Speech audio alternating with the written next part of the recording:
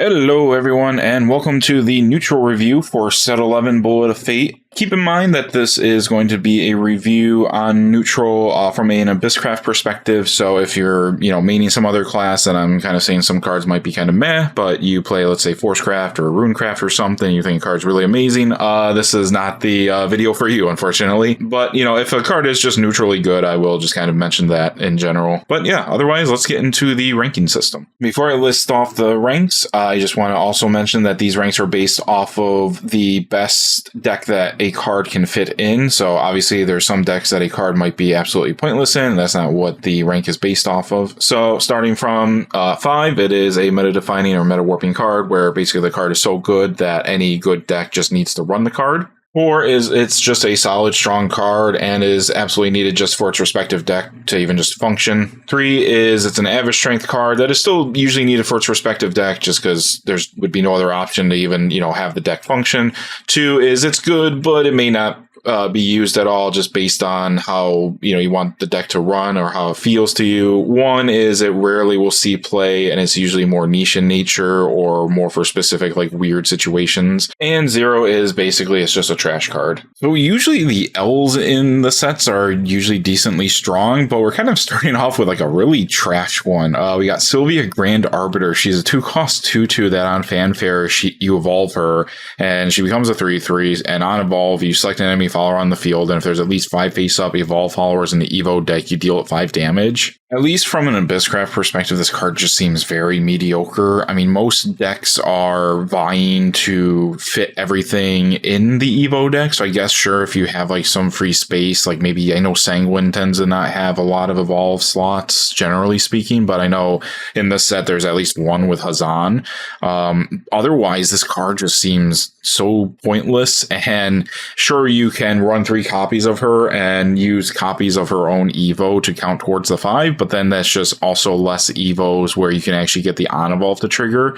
And even if you do spend all three, I mean, you still need 2 more to even, assuming you didn't spend all 3, you still need to pay Evo her twice and 2 more times with other followers. And actually, now that I think about it just a little bit more, you'd actually need to actually properly evolve 5 times with the cards in the Evo deck face up, because if it's face up evolved on the field, that doesn't count towards the 5 in the slot in the Evo deck. So this card just seems very bad and eats up a lot of Evo space for like very minimal benefit.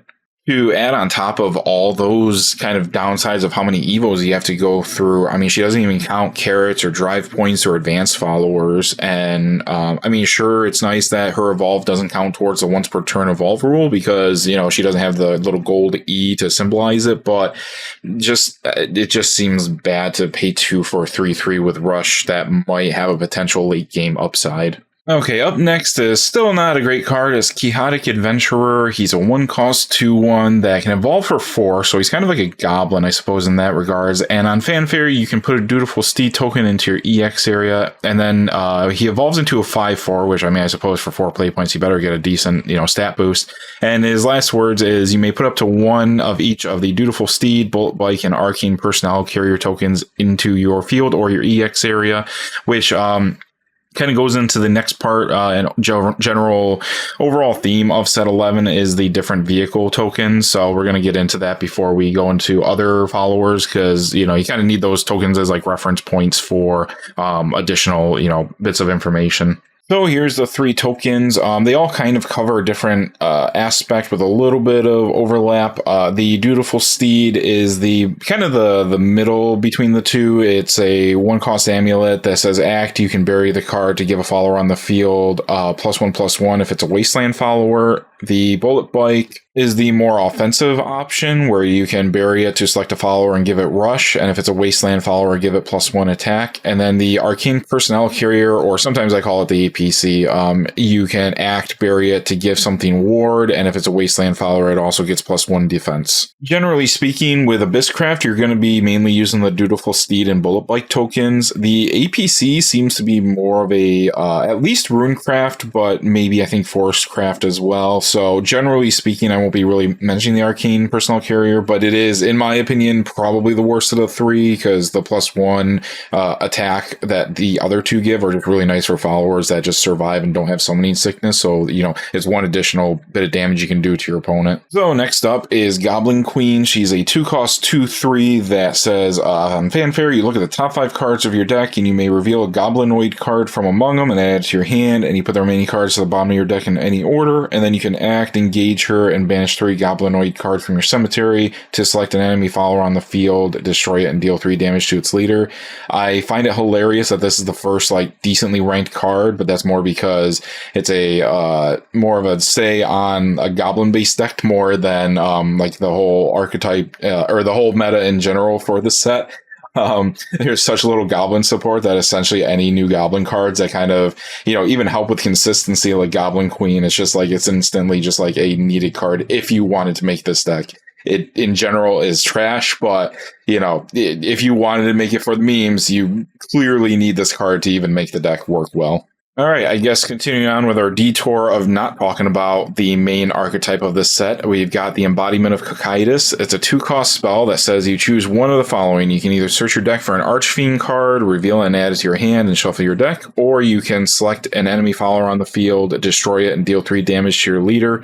At least in Abysscraft goes, I suppose you could run this in, Control. Sanguine is probably the most applicable, but, 2 costs could work as well, especially if you have Crimson Rose Queen on the board when you play this and you want to destroy an enemy follower, and then if you use Crimson Rose Queen to deal 2 to the board and heal 2, then it's really just a 1 life cost for the second effect. I think ultimately, though, this is going to be kind of more of a Glory Finder card. I mean, sure, it can be run in standard, but considering the different options of Archfiends that you can grab, and considering, something like Loki in Glory Finder is also an Archfiend that's not allowed in standard, and considering when you start with 30 life, 3 damage to your leader is generally speaking not a huge deal. If you want to go with the secondary effect, it seems more to be a consistency option for Glory Finder more than anything. But for what it's worth, I have seen a few matches where people do play Embodiment of Cocytus in a standard match. It was weird to see, but hey, it is certainly feasible to play. The next card is Wandering Chef. He's a 2-cost 2/2 that evolves for 1, and on Fanfare, if you have a vehicle card on your field or your EX area, you give your leader 2 defense, and on Evolve, you can look at the top 4 cards of your deck, reveal a Wasteland card from among them and add it to your hand, and then put the remaining cards in the bottom of your deck in any order. He's mainly meant to be there as a consistency card for Wasteland, but I also noticed that 2 cost also tends to have enough Wasteland cards as well that the deck also runs Wandering Chef. So, but, it gets a rank 4 for me because you would just basically run it for the consistency. If you don't get Ice Shillendrake by turn, 5, 6, well, maybe not 5, but, turn 6 or 7, then you just start to fall off hard. So this helps get to Ice much more consistently. Next is Supercharged Guitarist. She's a 4-cost 3/3 with a sail, and on strike you recover 3 play points, and on Fanfare you draw a card. Not the greatest card in the world, and I just kind of threw the best deck as Control just because, you could just run it into something to kill it and get a little bit of drawback and, maybe some more play points to play something a little more, but overall this card is very mediocre and, generally speaking, not used. But the one nice little combo I can think of, at least Abysscraft-wise, is if you already have a Great Pick Corpse and a Bullet Bike on the field, and you play Supercharged Guitarist. I don't know where I was getting musical from, but Supercharged Guitarist. You could sack the bike to give it rush and +1 attack, and then with a sail she can, crash into something. But even then, there's just infinitely better things to do in a deck than try to fit this in somehow.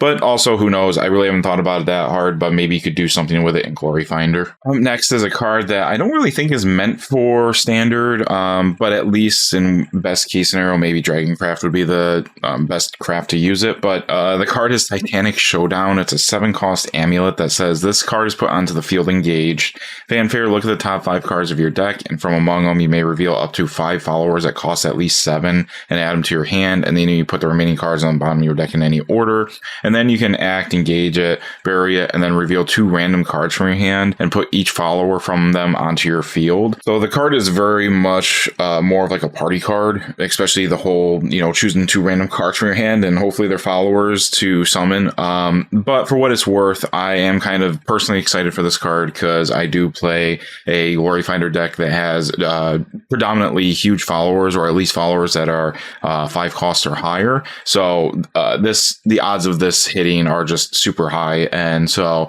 I'll probably try to dabble with it. But yeah, at least for standard, like, you can probably generally just ignore this in Abysscraft. Up next is Revalian Bandit. She's a 1-cost 1/1 that evolves for 1, and her other passive ability is when this follower attack or defense is increased by the ability of a card you control, give it Storm.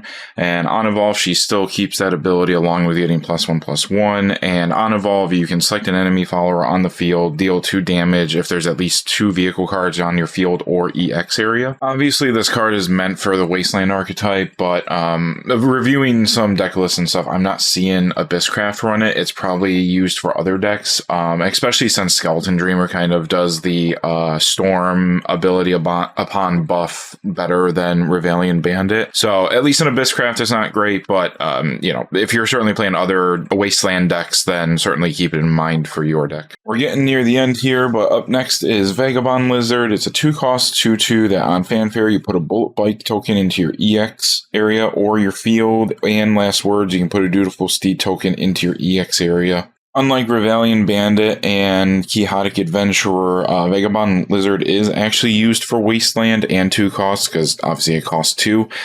So, at least in those decks it'll be run, but generally speaking, other than those, they're not run at all. The main point of Vagabond Lizard, generally speaking, is to just synergize well with Great Pit Corpse and the token that it generates, but I suppose you could also sacrifice Vagabond Lizard for Great Pit Corpse to at least get the Dutiful Steed token as well in the EX area. On to the last card, and it is Spice Shower. It's a 2-cost spell that says quick, deal 1 damage to each enemy leader and give your leader 1 life, and then draw a card. So in Glory Finder, it's nice because, it's just kind of blanket 1 damage, which isn't a lot, but, at least it's something. And the only reason why I am giving this a rank 1 instead of a rank 0 is just because it's a 2-cost card. So as a budget option, you could run it in 2 costs, the 2-cost deck. But generally speaking, there's just so many good other 2-cost spells and followers that you just won't even run this because there's just no room to fit it. So, it's kind of a more budget option, I would say, if anything, but that's literally the only reason why I just said as a rank 1. Otherwise, it would have been a rank 0. And there you have it. There's the neutral review from an Abysscraft perspective. Really, the key takeaway cards are the Wandering Chef and the Vagabond Lizard, and obviously the vehicle tokens, because obviously that's what the whole point of the set is about. So, if you guys have any questions or anything, please feel free to leave them in the comments, and don't forget to like and subscribe if you like the content. Thanks. Bye.